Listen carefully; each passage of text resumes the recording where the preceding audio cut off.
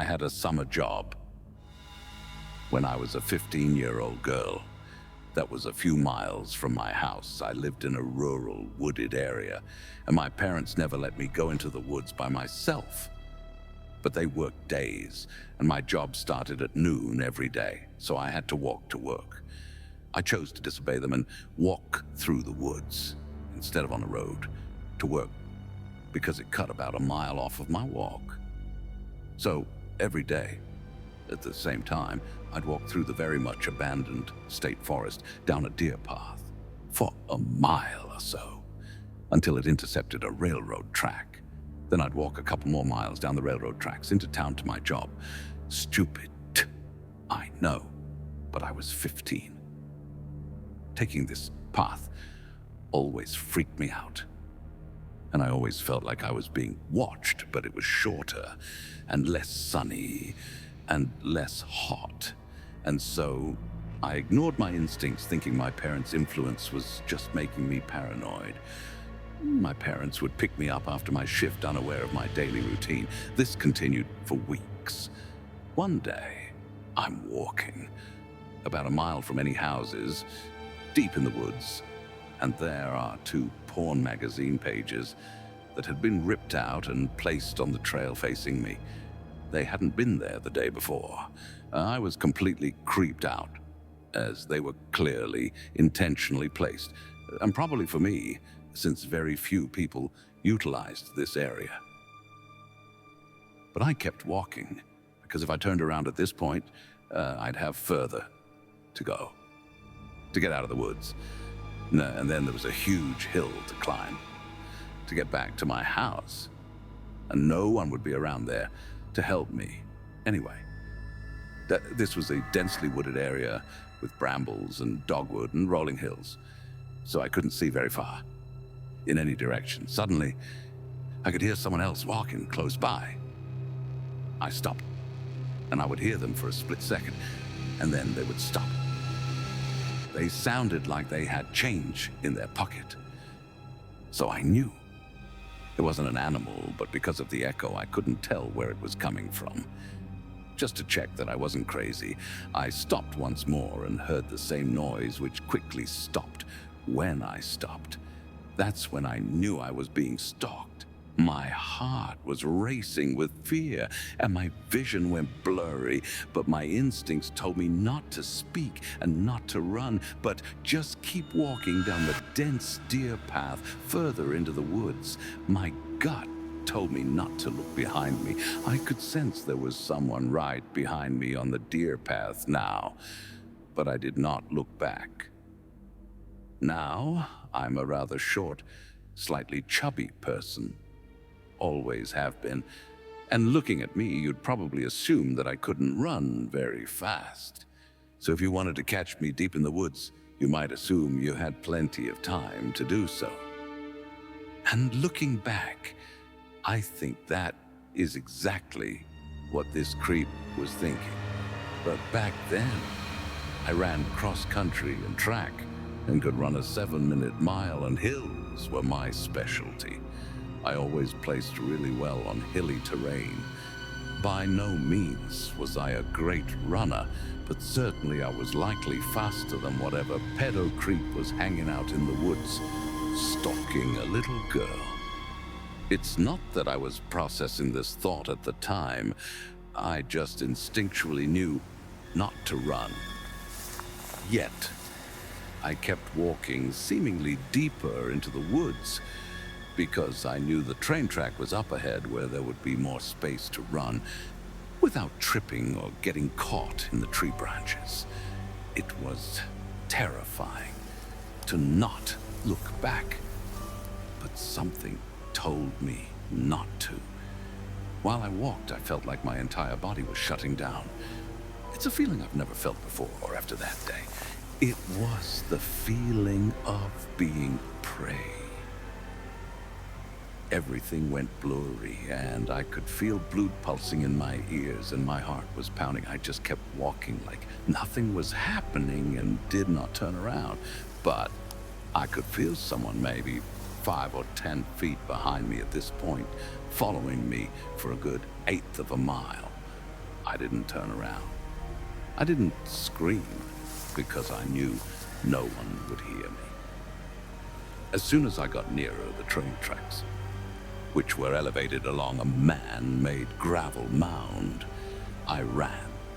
And then I ran on all fours, up the hill, gripping onto weeds to pull myself up faster. And then I sprinted along the tracks as fast as my lungs and legs could carry me. I heard and saw branches snapping below me in the woods, but now I was out in the sun and the woods were dark, so I couldn't see what was behind the branches. I just kept sprinting. I never even saw the person, but I knew their intentions were awful. I never cut through the woods again, and I didn't mention what happened to my parents until I was 18 and had moved out of the house. I was too afraid of being grounded.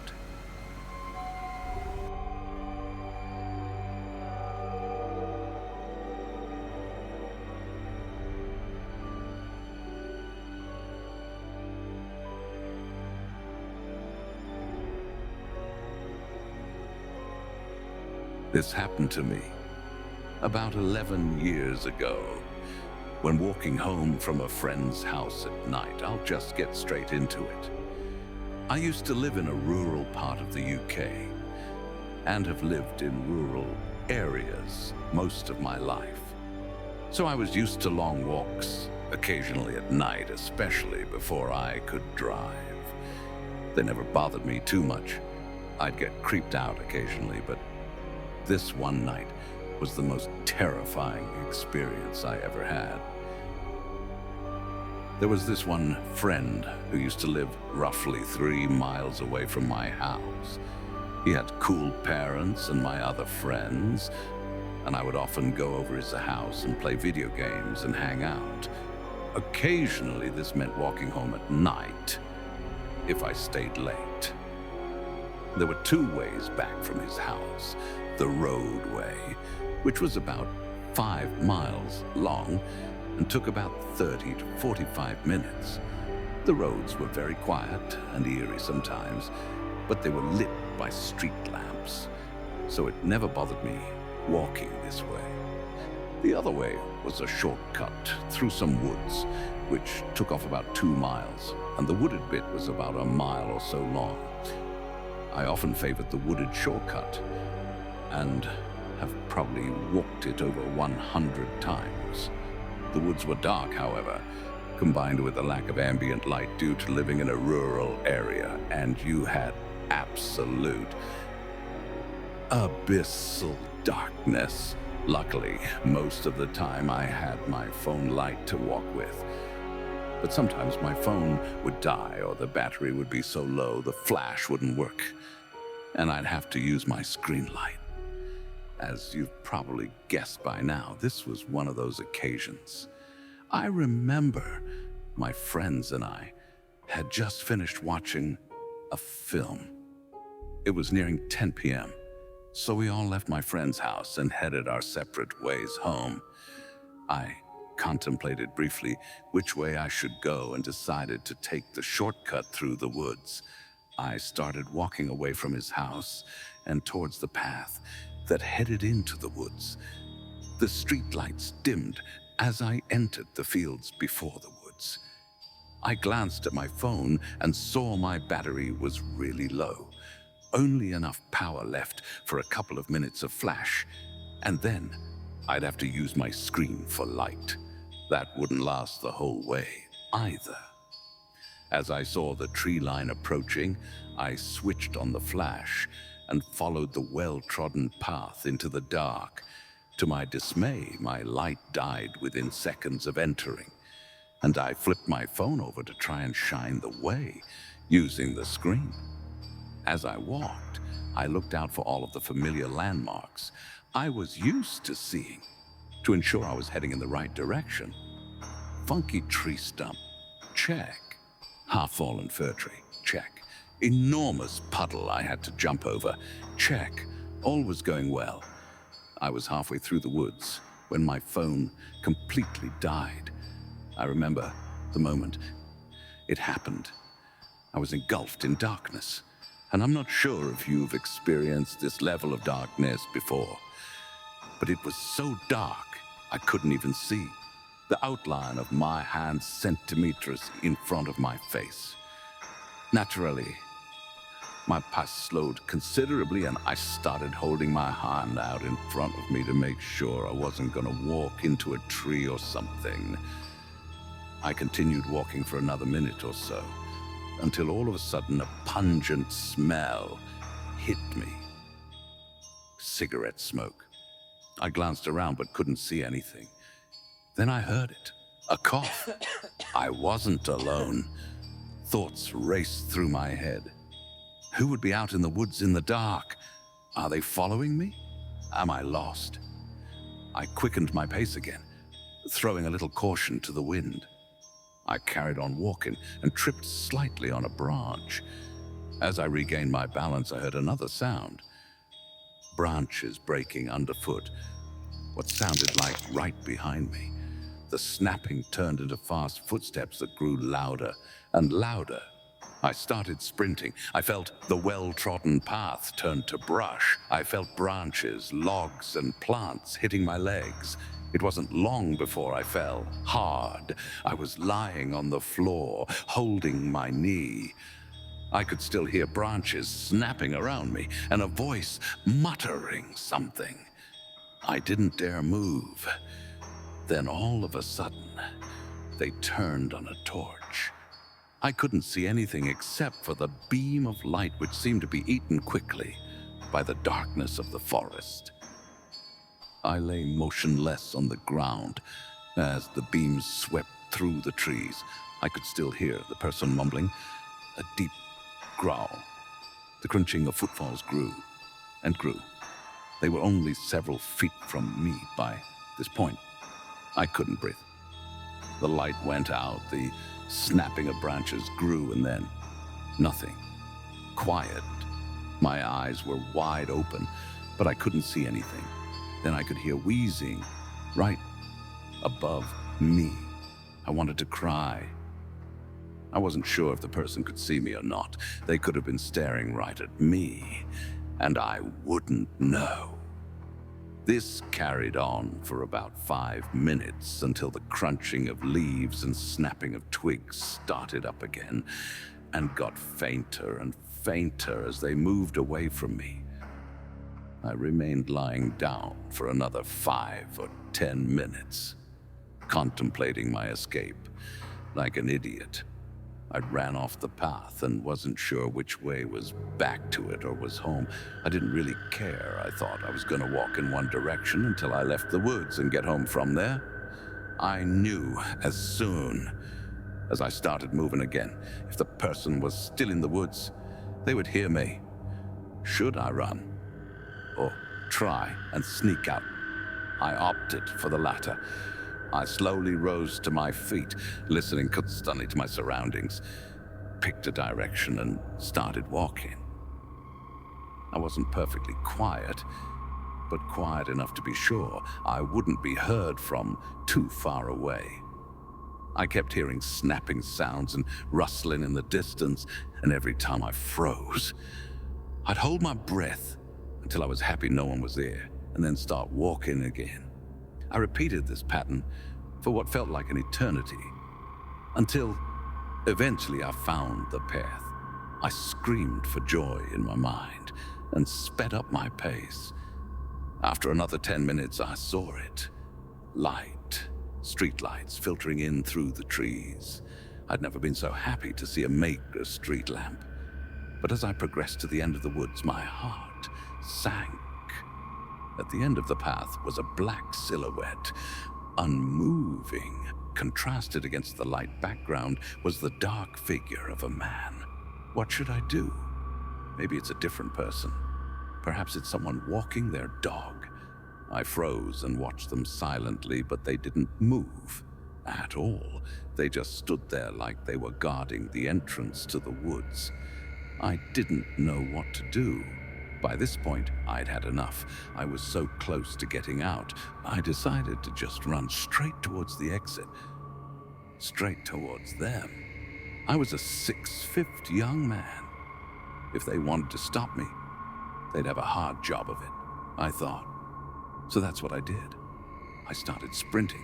The figure grew and grew, and as I reached them, I stepped to the side. I heard someone growl, "Fuck," loudly, and felt something clip the back of my head and tug the back of my jacket. I cleared the sheep gate in one leap and sprinted into the light. I eventually stopped running when I could see the first house and looked back. The entrance to the woods was quite far away now, and I couldn't see anyone standing by the entrance. Relaxing a bit more now, I finished my walk home. That's pretty much it. I know I could have overreacted. It could have been someone out for a walk in the woods, a dog walker, or camper. But what I thought was strange was that they didn't use their torch, except briefly, on one occasion. Once they heard me, they also actively seeked me out. Who knows what would have happened if they caught me? In any case, I never walked that way home alone again. Not at night, anyway.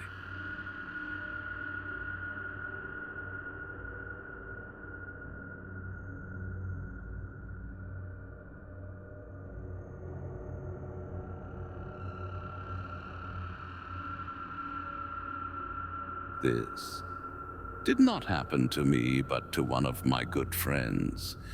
He told me this story when we were sharing scary or unsettling things we've experienced. I believe that it's true. He was turning ghost white as he continued telling the story, and was close to tears when he finished. For the sake of making the writing easier, I will write it from his perspective. I lived in a small bay town when I was younger.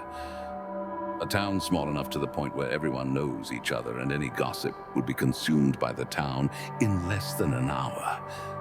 I had a friend who I will address as Jake, and we did everything together.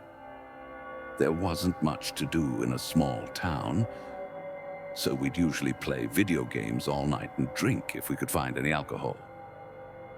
Jake always talked about how he'd hear strange noises in his house at night, especially when he was alone. His house was old, and apparently a murder had happened at that house, and other people died there due to other causes, such as illness. Horror stories were common to keep children out of danger in small towns, or just for older kids to scare the young ones. I was 16. And Jake was 17 at the time. We had planned to stay up the entire night playing video games, eating snacks, and drinking some beer. He had recently started talking more and more about odd things about his old house. But I brushed it off as him trying to scare me. Everything was normal when I walked to his house that night. We went into his bedroom, which was on the bottom floor of the house, and started our night. His parents were out that night, so we had the house to ourselves. About an hour in, I left his room to go use the bathroom. The bathroom was up a flight of stairs which opened to a hallway down the length of the house, with the bathroom being at the end of the hallway, and above it was the ceiling attic hatch. After using the bathroom, I noticed the ceiling hatch was open. I thought it was strange, so I went back to Jake's room and told him. Both of us went back and just stared at it, trying not to show the uneasiness that was tying a knot in our stomachs. We closed it, turned off the upstairs light at the bottom of the staircase, and went back into his room. An hour and a half later, Jake had to use the bathroom. Before leaving the room, he busted a joke about how the hatch was going to be open again, and as a joke in return, I said I'd walk upstairs with him to investigate. We turned the corner that led to the staircase, and the hair stood on our necks as we saw light shining down from upstairs. We looked up the stairs, seeing the wide open attic hatch. We slowly approached it, quickly closed it, and ran down the stairs as fast as we could, back into Jake's room, slamming the door shut and locking it. Neither of us had the stomach or bravery to hide our fear at that point. We were so paranoid that we slept in the same bed. We didn't hear any noises as we tried to sleep, but eventually I managed to drift off. Falling asleep, I woke and found myself in a dream. The world was black and white. I realized I was in Jake's room, and it felt so realistic that I did not even notice I was dreaming at first. I got up from the bed, and something drove my body over to the window. Between two hedges, which had previously not been there, a lady in a wedding dress stood below an arch that was overgrown with dead veins. She turned around and saw me and started to smile. At first, it was not too creepy, but then her smile started getting wider and wider until it reached both of her ears. A ring filled my ears, and she started laughing. Something started scratching at the door that was to my back, but no matter how hard I tried, my eyes were locked on the lady in the dress. I could not move and was paralyzed with fear. At that moment, I woke up, but I was on the couch in Jake's room and not his bed. His eyes were wide when he saw I was awake and asked if I was up any time during the night. Confused, I told him no. He then told me that in the middle of the night, I got out of bed and stared out of the window with a wide grin on my face. He explained that after that, I left the room, and he heard a large thump. Then I came back into the room and fell asleep on the couch. Once we cleaned up and left his room, our curiosity bested us, and we decided to look up the stairs, only to see that the light was on and the attic hatch was wide open.